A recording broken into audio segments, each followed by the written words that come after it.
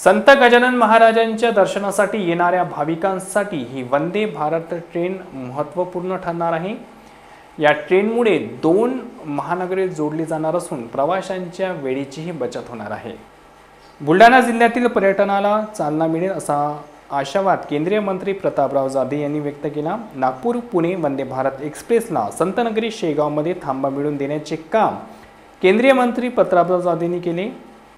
10 ऑगस्टला पंतप्रधान नरेंद्र मोदी यांच्या हस्ते या रेल्वे गाडीला दूरदृश्य प्रणालीद्वारे हिरवी झेंडी दाखवण्यात आली।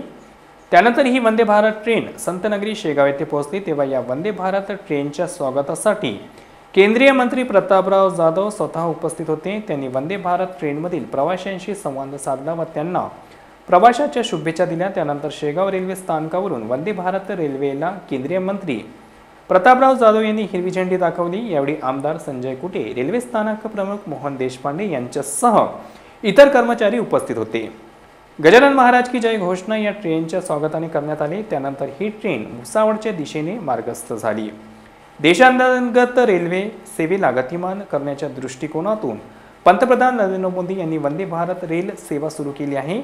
त्यात जलद आणि लोकांना आधुनिक सुविधा देणारी भारतीय बनावटीची वंदे भारत रेल्वे 10 ऑगस्ट पासून नागपूर ते पुणे दरम्यान धावणार आहे। या वंदे भारत रेल्वेमुळे नागपूर पुणे हे 2 महानगर दळणवळणासाठी जोडण्याचे काम केंद्र सरकारच्या रेल्वे विभागाच्या वतीने करण्यात आले आहे। बुलढाणा जिल्ह्यातील शेगावचे संत गजानन महाराज संस्थान सध्या प्रसिद्ध आहे।